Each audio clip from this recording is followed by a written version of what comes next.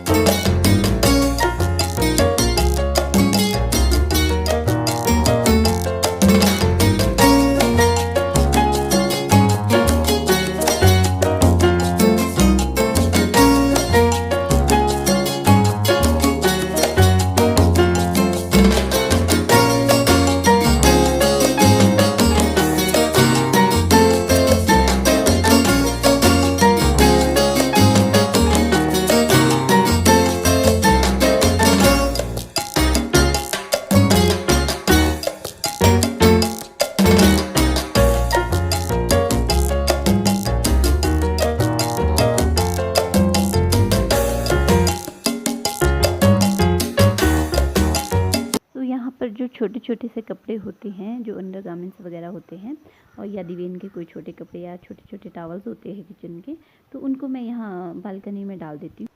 तो यहाँ पर आ गए हैं दिवेन के दादाजी। दिवेन जो है बड़ा खुश हुआ है कि उसके दादाजी आए हैं। तो मेरे कपड़े धोने के थोड़ी देर बाद मैंने बच्चों को, दिवेन को नहलाया, खुद नहा धो के फ्री हुई। तो थोड़ा रेस्ट करने के बाद उतने में शाम को जो है मेरे ससुर जी आ गए थे और ये मेरे देवर है, मेरे हस्बैंड के बुआ के बेटे हैं। तो मैंने जल्दी से खाना बनाया। मैंने दाल चना और पनीर, चावल और चपाती और चटनी बनाई, तो उनको खाना दे दिया।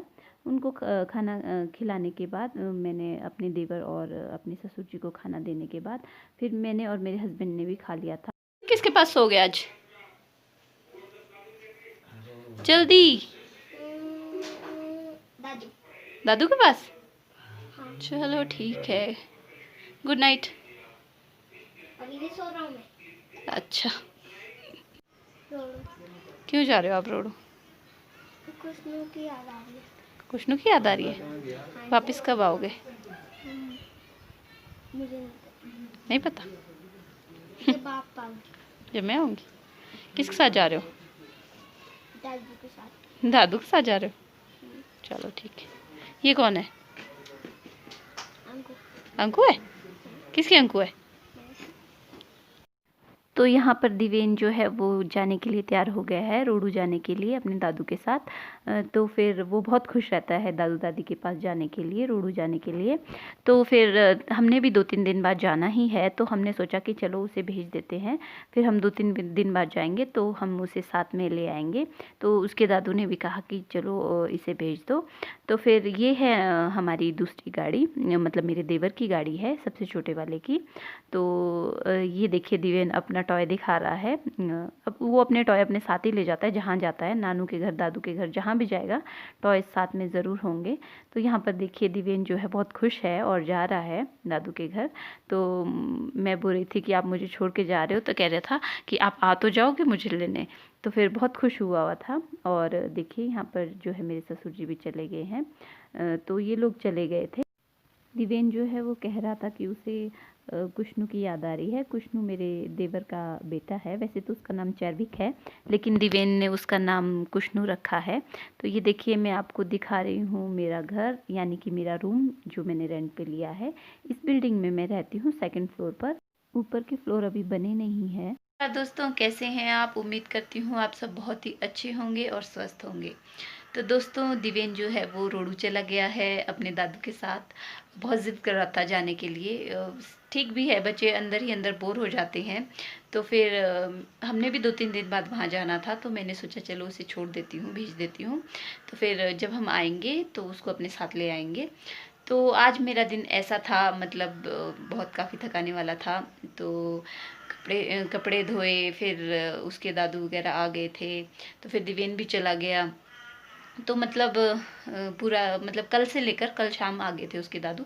तो कल से लेकर मैं बहुत ज़्यादा बिजी थी। तो दिवेन के बगैर दिल भी नहीं लग रहा है।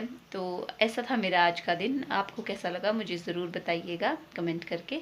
अगर आपको मेरी वीडियो अच्छी लगी तो मेरी वीडियो को लाइक कीजिएगा, मेरी वीडियो को शेयर कीजिएगा और मेरे चैनल को सब्सक्राइब कीजिएगा।